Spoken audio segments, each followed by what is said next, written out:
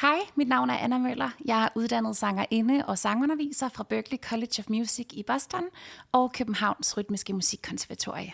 Jeg er uddannet rytmisk sanger, og jeg beskæftiger mig primært med genrerne pop, soul, R&B, neo-soul, jazz. Men mit primære og vigtigste fokus er altid bare, at vi får opbygget en sund sangstemme, som der kan bære os gennem alt det, vi har lyst til.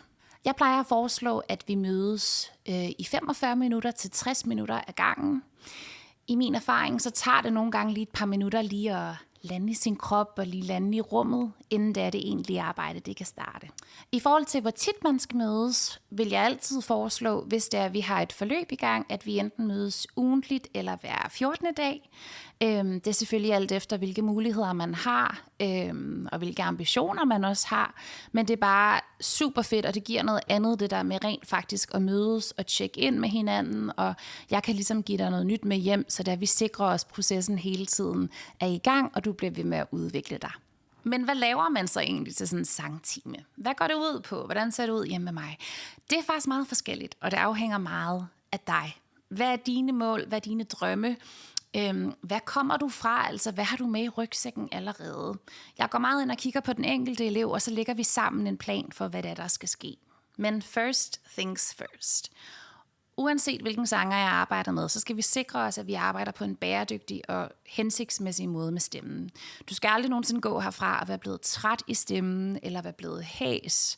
Man må gerne være træt i hovedet, brugt i kroppen, men det skal ikke være den her fornemmelse af, at man har mistet stemmen, eller man er blevet rigtig hæs, eller bare irriteret i halsen. Så er det, fordi vi har arbejdet forkert.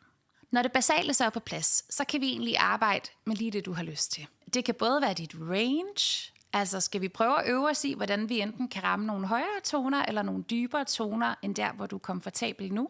Det kan være, at vi vil arbejde med klang. Hvordan kan din stemme lyde på forskellige måder? Det kan være, at vi skal arbejde lidt med fraseringer, riffs og runs, altså at lave de her små krøller med stemmen. Det kan være, at vi skal arbejde med vibrato. Hvordan kan vi få din stemme til lige så stille og lave sådan et fint vibrato på måske endelsen af en frase.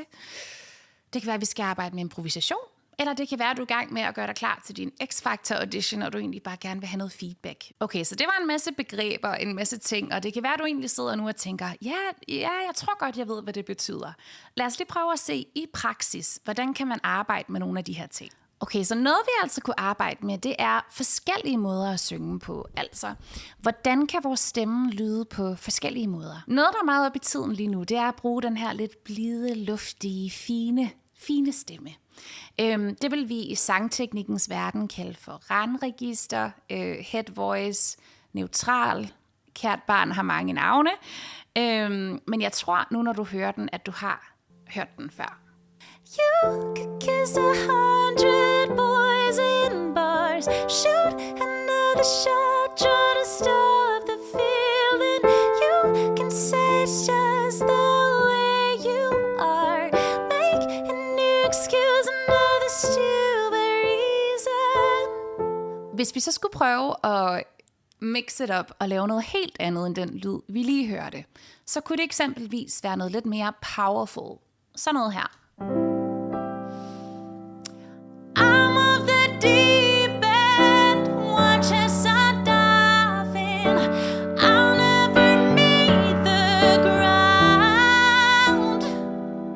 I hvert fald noget helt andet, ikke? Store armbevægelser, stor lyd, men også en super fed teknik at mestre. Noget andet, der kan være super sjovt at arbejde på, det er fraseringer, riffs, runs. Så altså sådan nogle små melodiske fraser, hvor det typisk skal gå ret hurtigt, men det skal samtidig være præcist, så vi kan høre hver eneste tone i din frasering. I can't be your only one, no I can't be your only one. Så kunne I høre den der lille nedgang. Be your only one, be your only one. Så altså, hvordan øver vi os i at få den til at gå super hurtigt, men samtidig være super præcist? Hvis vi lige hurtigt skulle nappe et eksempel mere på et kendt riff. I keep on falling in